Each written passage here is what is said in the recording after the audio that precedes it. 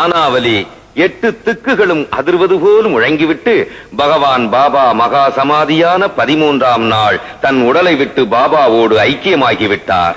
இதுதான் பாபாவின் பாதம்பட்டு புனிதமடைந்த புண்ணிய சேத்திரம் ஸ்ரீடி. இது மகாராஷ்டிரத்தில் அகமத் நகர் மாவட்டத்தில் கோபர்காம் வட்டத்தில் உள்ள கிராமம். வளத்தோடும் நலத்தோடும் அன்னதானத்தினாலும் அன்பான உபசரிப்பினாலும் அனுதினமும் அண்ணல் பாபாவின் திருநாம ஜபத்துடன் திகழ்ந்து கொண்டிருக்கிறது. பாபாவிடம் பக்தி வெறி கொண்டிருந்த நானாவலியின் சமாதி இது. 9 வித பக்திக்கு அடையாளமாக 9 வெள்ளி நாணயங்களை பாபாவிடமிருந்து பெற்று மோட்சமடைந்த புனிதவதி லட்சுமிபாயின் சமாதி இதுவே. பிச்சை எடுத்த அந்த பக்கிரி தன் இறுதி நேரத்தில் லட்சுமிபாய்க்கு பிச்சை தானம் செய்த அந்த 9 வெள்ளி நாணயங்கள் இவைதான். உத்தமர் பாபாவின் உயிருக்குள் உயிரான தாட்சாப்பாட்டில் சமாதி இது. பாபாவின் திருவுடலை 3 நாட்கள் இடைவிடாது தன் மடியில் வைத்துக் கொண்டிருந்த பக்தர் மகள்சாபதியின் சமாதி இது. பாபா தன் சொந்த மகன் போல் ஆசையுடன் வளர்த்த குதிரை ஷியாம் சுந்தரின் சமாதி இன்றைக்கும் லெண்டிபாக்கில் காணப்படுகிறது.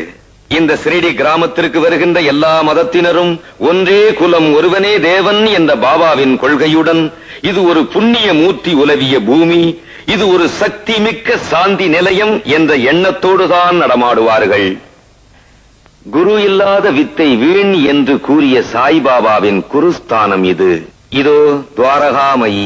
ஜாதி இல்லை, குலம் இல்லை, மதம் இல்லை என்று பறைசாற்றி புகழ் பெற்ற இந்த பரிசுத்த ஆலயத்தில் அடியெடுத்து வைப்பவர்களின் பாவங்கள் அழிந்துவிடும் என்பது உண்மை, உறுதி. இது பாபா அமர்ந்த ஆசனம். பக்தர்களின் பார்வையில் இது சிம்மாசனம். அந்த கருணாமூர்த்தி இந்த கருங்கல்லின் மீது அமர்ந்து இதனை பொற்பாறையாக்கி இதற்கும் கூட புகழை தந்தார். அன்று பாபா ஏற்றி வைத்து தொடர்ந்து எரிந்து கொண்டிருக்கும் தூய நெருப்பு இதுவே.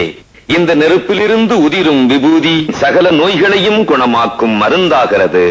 பாபாவின் பக்தரான பூட்டி என்பவரால் அன்று கட்டப்பட்டு அமைதியையும் நிம்மதியையும் அளிக்கின்ற இந்த கிருஷ்ணன் கோயிலில்தான் பகவான் பாபா மகா சமாதியானார். இதுதான் அவர் சமாதி. இதன் பின்னால் உள்ள சிம்மாசனத்தில் அமர்ந்திருப்பது ஸ்ரீ சாய்பாபாவின் திருவுருவம் பொறித்த சலவைக்கல் விக்கிரகம். இந்த உன்னத விக்கிரகம் உயிருள்ள பாபா உருவத்திற்கான அடையாளம். அமைதியான தியானத்துடனும் பக்தியுடனும் இந்த விக்கிரகத்தின் முன்பு வணங்கி மனதார வேண்டிக் கொள்ளும் பக்தர்கள் அனைவரும் அச்சம் துன்பம் போன்ற அவதியிலிருந்து விடுதலை அடைவார்கள். இந்த சமாதியில் இருந்தே பாபா இன்றைக்கும் தன் பக்தர்களின் வாழ்க்கை பிரச்சனைகளை தீர்த்து வைக்கிறார். அவர்களின் பாவங்களை போக்கி புண்ணியவான்களாக மாற்றி மோட்ச சாம்ராஜ்யத்தை அடைய திருவருள் புரிகிறார். வாழ்க ஸ்ரீ சாய்பாபாவின் நாமம் வாழ்க வாழ்கவே.